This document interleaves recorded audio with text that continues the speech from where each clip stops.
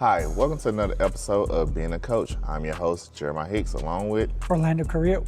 And as usual, we're talking all things sports, kids, and of course, athletics. Today's topic, so some may feel as though, okay, yes, we touched up on coaches a little bit. In the last episode, we wanted to make sure, people understand that this is not about always negative, but it could seem that way. There's pros and cons to our job. Wouldn't you say, Coach? Yeah.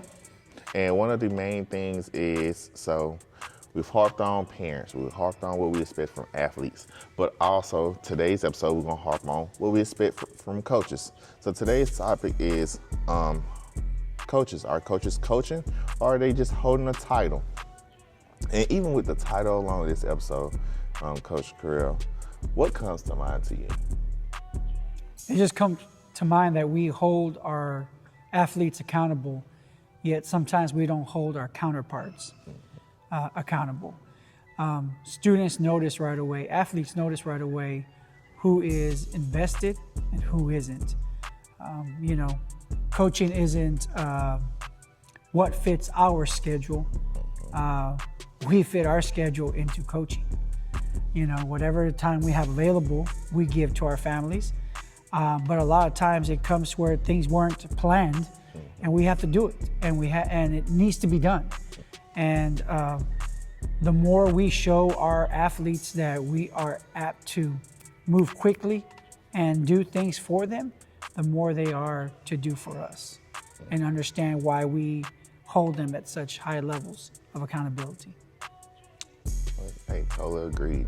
And even one thing that comes to mind for me specifically is being someone who has been an athletic coordinator, or even been on a staff where you have multiple coaches, multiple egos, multiple different personalities. We talk about forming relationships, but even you know who you are as a coach, correct? And the relationships you form, but sometimes the relationship you form with players can often get tested because of that player's relationship with another coach who probably don't have that relationship with that player. And that player comes to you, and now you and that coach, you're working together, and there's friction, and there's something that you cannot hide from student athletes. Like our athletes all the time, hey, coaches, hey, Coach Carrillo, and they'll test us, hey, do you agree with this coach, or do you like this coach? Which we never dislike a person, but we could dislike some of their actions.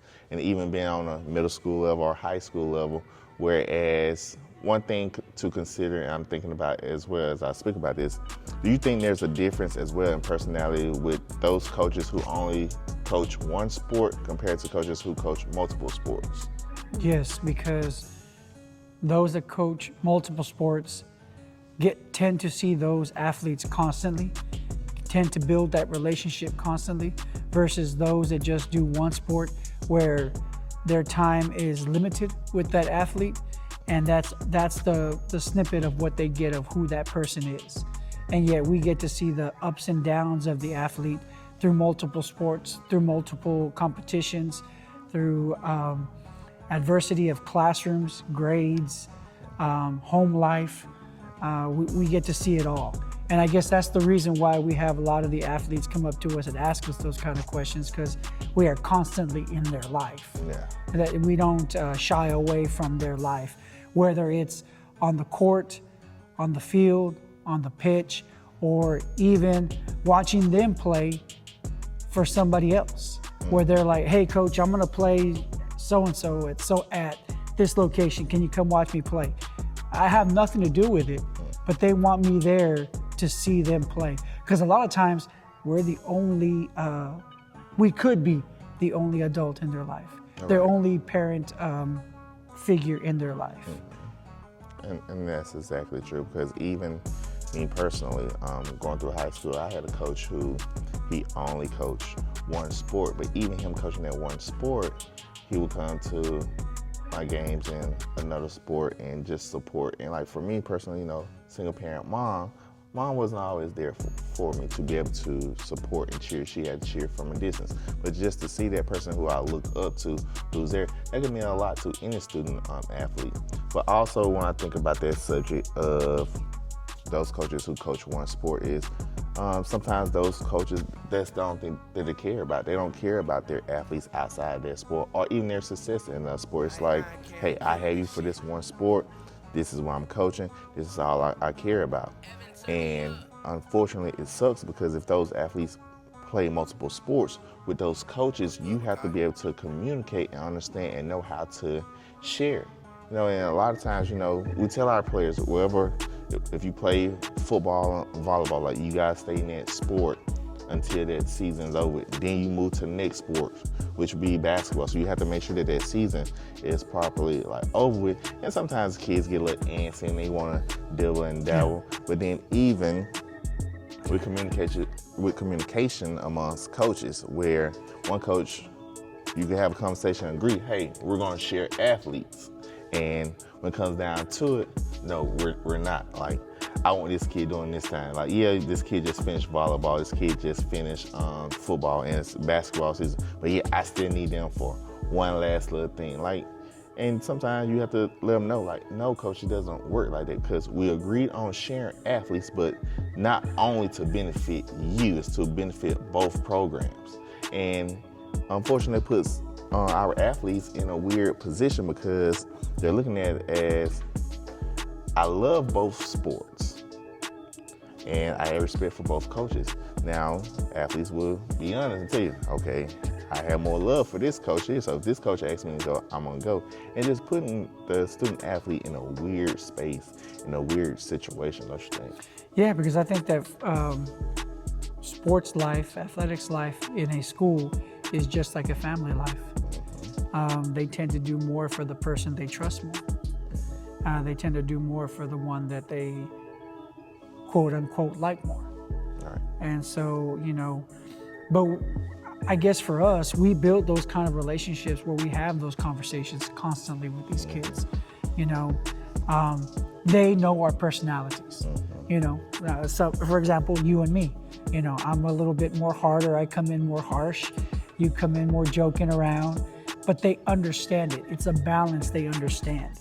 But they understand through the cards that we get that we are someone in their lives. And some of them even post that or write that, you are who I see in my life. I just spoke to a former player 2 days ago he wanted some advice about a relationship.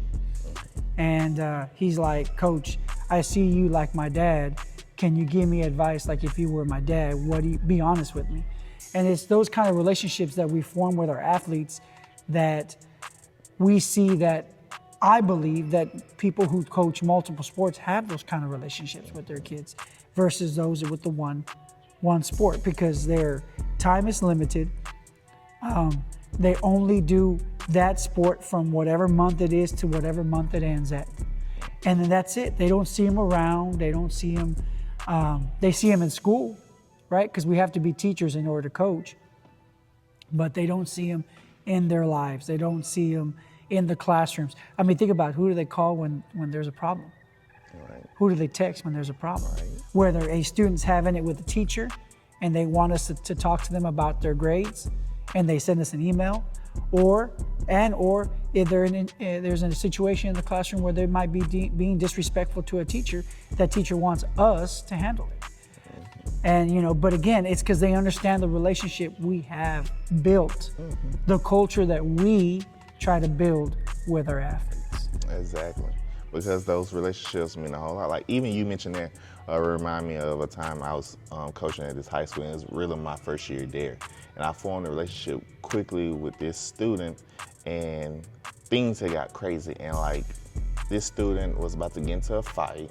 They had been in trouble like the whole time at the school, but like they ran around the school to find me and ran up to me like, Coach Hicks, like, I need to be with you. Not that they were like scared or anything, but like, I helped them to care more about their life, about their situation, about school, about playing sports or whatever.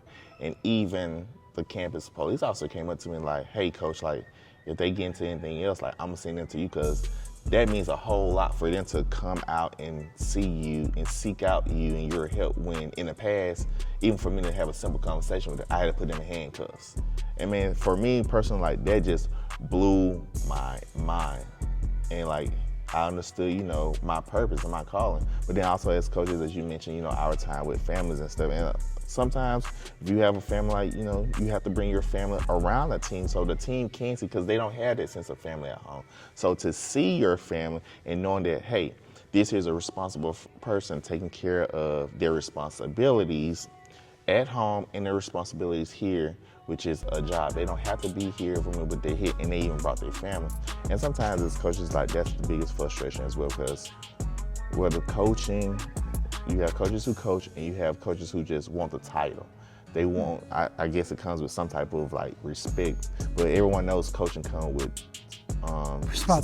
responsibilities and stipends. And a lot of coaches don't want to do those responsibilities. Like, you gotta be able to understand that, like, hey, I gotta get on out there, help these kids get physicals, because we're their only family. And a lot of times their family cannot get them to, or have the funds to even get a physical. So if it's a free physical, like, hey, help that child. Or even things such as us as coaches, like, we understand, like, we're honest with our athletes, like, hey, you're on a team for a reason, you serve this purpose, but I see you could benefit more by playing this sport. So you should go try for this sport. And too many times we've had, whether it's males or females, come back to us like, hey coach, I tried out for that sport, but I'm not gonna do it. Why you're not gonna do it? And the first thing they say, I don't like that coach, or that coach don't like me. And unfortunately, some coaches don't want a full team or to have multiple teams because they're comfortable where they are. And us as coaches, we feel as though, hey, we can push you. Like, you have potential. Like, even the same high school, I went there, and in the past, when I started coaching softball, I found out in the past that they only had barely 2 teams. Well, I was there just by talking, they had 3 teams, and granted, the third team were all first-year softball players who never even played. But the 2 years I was there, from that first year to even on the first year to the end of that first year, just to see how much better those young ladies got better. And then compared to the second year, how you couldn't even tell, and like, they were having fun. When you form those relationships with all students, it could be the quietest student and they end up playing the sport. Think about us this year. We had several students like last year who were in my PE class, and you and I talked like, yeah, coach, such and such is not gonna play your sport next year. And now look, those same kids are playing 2 to 3 sports, and they're loving it and they're getting better. And that all goes to the coaches. And we wish that every single coach had the same drive and the same personality, but unfortunately, we understand today's economy as well. It's not an excuse, but all some people want is the title and a stipend. Yeah, I mean, they want the money. And to piggyback, think about, for example, our own practices yesterday. We do have parents that come around, but do they understand that some of these kids that are joking around and making jokes and laughing and smiling were kids that last year we didn't think had that kind of personality. And it's just something where we've allowed them to say, hey, you can show us your personality. This is the time that we can manage it. It's hard to manage it in class, right? Because you want them to have a personality, a voice, but they also need to learn how to use that voice in the classroom. But what I'm prideful for is the relationships that we build and how they keep coming back. Like, above all, coach, you really got to think about it. We have multiple athletes that come back from last year, this year. And we've had some that they're already 2-3 years removed. They're about to graduate next year and they're still coming around, And to hear them grow is what it's all worth, the time spent with them. Because a lot of times we do miss events with our own families. I mean, coming from the college ranks, there are times where we are constantly practicing and we don't see families. We don't go to birthday parties. We don't go here or there. And for a mentor of mine, he always said his greatest thing was he recruited players that he could have around his family. And the reason why he said that is because there were times where the kids were running around the gym You know, they were inside practice. They were shooting with us. You know, when practice got going, you know, they'd have to go sit down. We'd get iPads out and they start doing other things, or we'd put them in the office and let them watch TV on our TVs there. But for the most part, it was the fact that we sometimes have to bring our work or our family to work. And it's always great, like you said, for our players to see our families get involved. It's just like it is great to see when their families get involved with us and they're trying, it just makes the whole experience a lot more fruitful for everybody.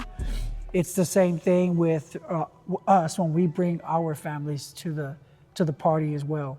And sometimes we have to do that because coaching is not a fits into the convenience of our schedule. It's our schedule has to fit into what's going on. Right. If you want to be a good coach, in my personal opinion, it's only mine.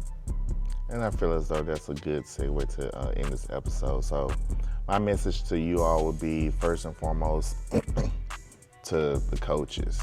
If you're not willing to better yourself, better the lives of the ones around you, better the program, being able to work with others for, you know, the betterment of a situation or what's in front of you, like just give it up, honestly. I tell you, a mentor of mine told me many years ago, I've never gone to work in over 30 years. And that's how I feel with this profession, whether it's teaching, whether it's coaching. This is not work for me. I don't dread coming to work because it's enjoyable. I love the lives that I impact. I love the people that I work with. And if that's not you, like honestly, and how I tell my students, if you're not gonna be determined, if you're not gonna push yourself, don't do it. And that's my message to those coaches.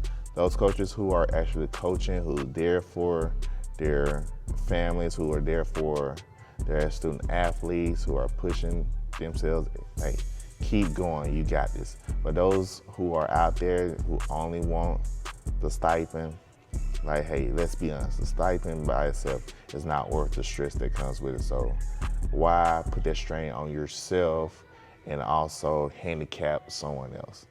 So that's it for today's episode. And until next time, y'all have a great day. All right, see you later.